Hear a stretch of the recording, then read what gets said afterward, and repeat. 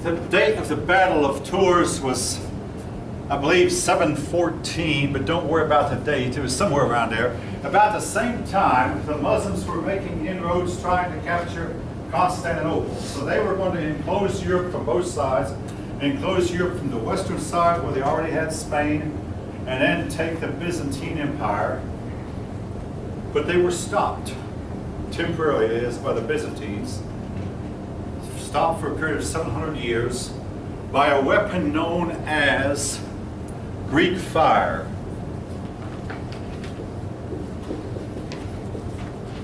Now, folk, I had a student do a report on Greek fire a few semesters ago.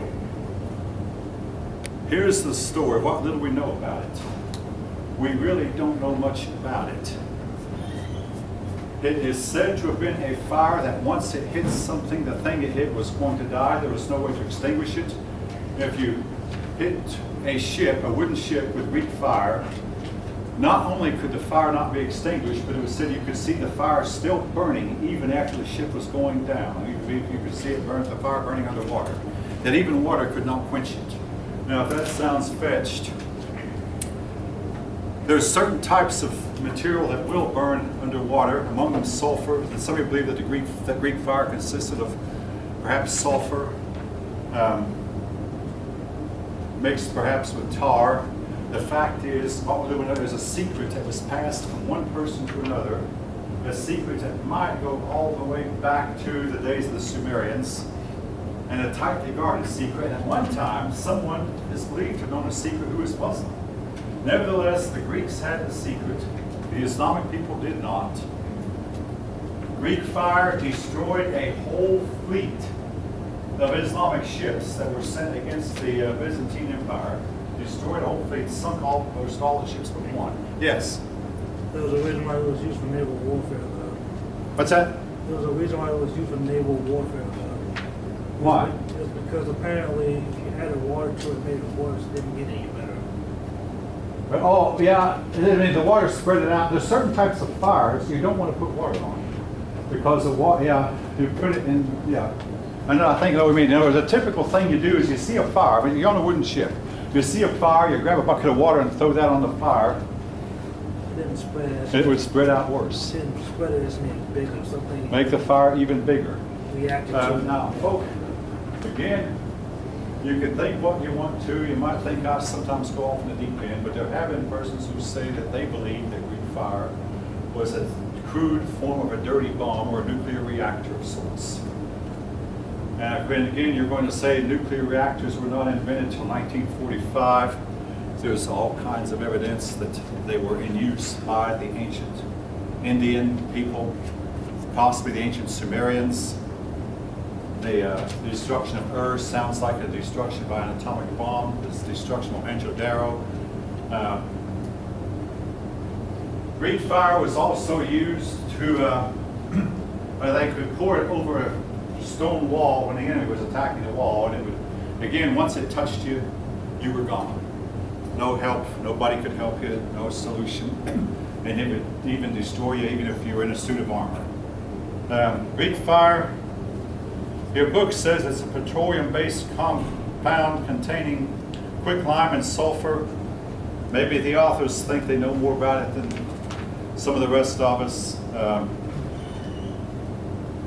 And maybe somebody has finally cracked the code. I don't know. The last account I had, it was a secret that was known only to a few. And sometimes the secret appears to have disappeared from history or died out only to be rediscovered again somewhere. The secret was apparently just whispered by word of mouth from an older man to a younger man, who in turn might whisper to a younger man. But anyway.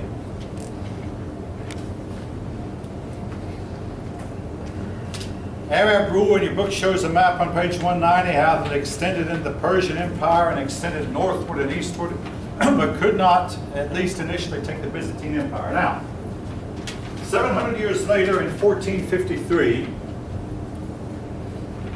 the Arabs did destroy the Byzantine Empire. And that is why Turkey is a Muslim country to this day. 1453. Yeah, we'll mention that date again. In fact, I'm going to write it down. It won't be on this next test, but I think it's going to be on a later one. And the older textbooks, they say 1453 was a dividing line between medieval and modern history for two reasons. Number one, 1453, Constantinople fell, which ended the Byzantine Empire. And number two, Britain and France quit fighting their 100 Years' War. And it said 1453 was a big dividing line. And that's close to 1500. Now, of course, what happened after 1453, well, the big news is Columbus discovered America, then came the Protestant Reformation. So there were a lot of changes that went on between 1450 and 1550. Changes that affect us to this day. All right.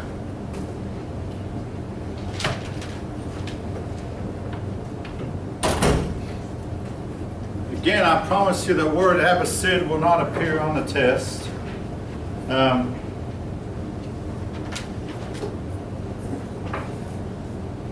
One thing, though, is I do remember a lot of the Arab rulers, Muslim rulers, have been called caliph. Their prime minister, the caliph, is roughly equivalent to a king, and the prime minister, the vizier, sometimes called the grand vizier. Let me tell you something about a prime minister. You might think he's the number two man in the kingdom overruled. Most of the time, it was the prime ministers who actually did most of the work, while the caliph sat in his palace and enjoyed fancy feast and whatever. But a lot of the work was done by the number two man in the organization, who did the leg work, the dirty work. And this is true of a lot of corporations, a lot of churches, a lot of organizations. The number two man oftentimes is the one you want to see if you want to get things done.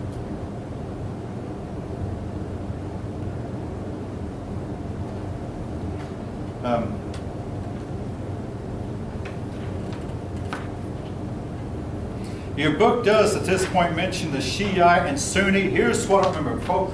I may have told this class, I don't even know the difference. And I've tried 3 or 4 times in the last 3 years to learn the difference. But the issue, the big issue initially was who was going to succeed Muhammad, the prophet, or who takes over. That was a big issue. And then later on, other issues were added. But initially, it was the issue of who takes over, shoots Muhammad's descendants, or whoever can grab the power.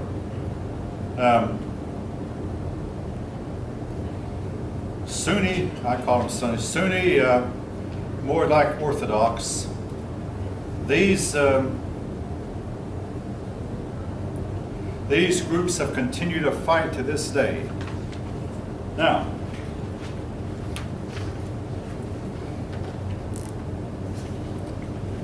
the Arab world began to fall apart and divide itself into many factions, and this was one of the things that stopped their advance. They started fighting each other. But then from the east came a group of people called the Turks. That's where we get the name Turkey. The Turks were from Mongolia. They were initially led by a man named Genghis Khan. And again, folks, this is going to overlap with some later chapters. When we come to chapters 12, actually chapter 11, we talk about Genghis Khan again. So I'll write this name down. But you're going to meet that name again.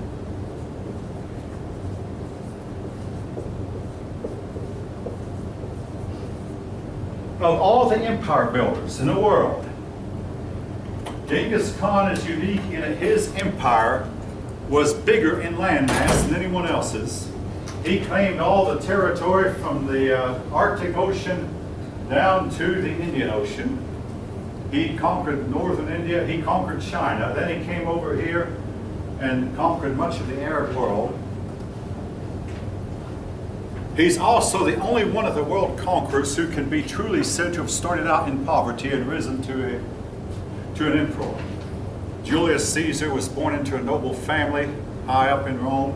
Alexander the Great was the son of the richest king in that part of the world, in the Mediterranean world. So you can't say that Alexander started out in poverty. Julius Caesar didn't either.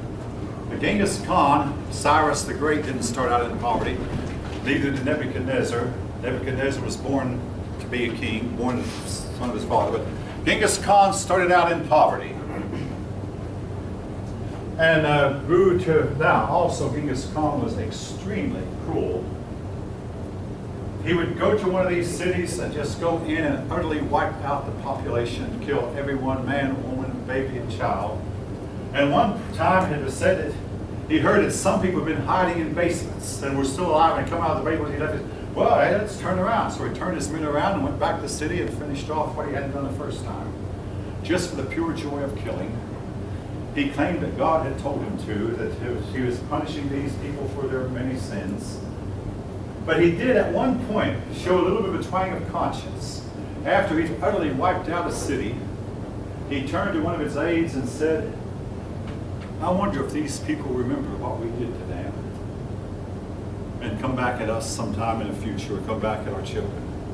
That was all the conscience he ever seemed to show. Otherwise, he just went around destroying and killing everywhere he went. And folk, the Turks would have, yes? Well, I don't have that view, but how would you explain the city he had? What's that? Genghis Khan had a city. Had a city? He was a nomadic person, but he built a city. Oh, he built a lot of cities. He started, are you questioning whether he started out in poverty? No, I mean, he built a city specifically for people he didn't kill. Like, he had several cities there. Yeah, okay. I don't doubt that he built cities. All these conquerors built cities. But he also destroyed a lot of them, too. What's the point you're trying to make? I'm not. He didn't kill everyone. Okay. Well, he didn't, I might clarify, he didn't, particularly in China, he didn't kill all the Chinese off because he wanted them to, among other things, be taxpayers. But he seemed to enjoy killing. Right. Yeah, he seemed to enjoy killing, but yeah, he didn't kill everyone. Again, the purpose of conquering, among other things, was to collect tax money from the conquered people. Enrich yourself, build yourself up, and of course he used it to justify our civilization is better than theirs, even though the Mongolian civilization, such as it was, seemed to be barbaric. Genghis Khan could neither read nor write. Yeah, he built the cities, built a few things. Now, he would have destroyed Islam. His warriors fought just like these Arab warriors. They fought from horseback, and they were excellent cavalrymen, except Genghis Khan's warriors were better organized and better trained.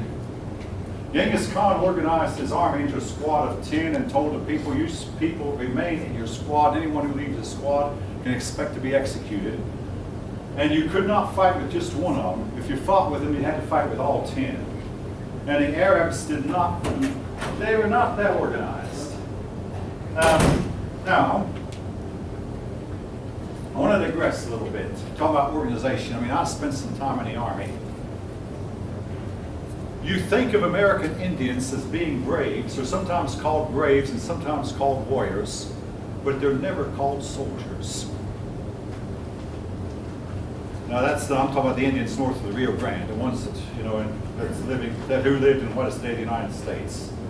Why were they not called soldiers? What's the difference? Yes? Because they weren't organized. They were not organized. A soldier fights as a team.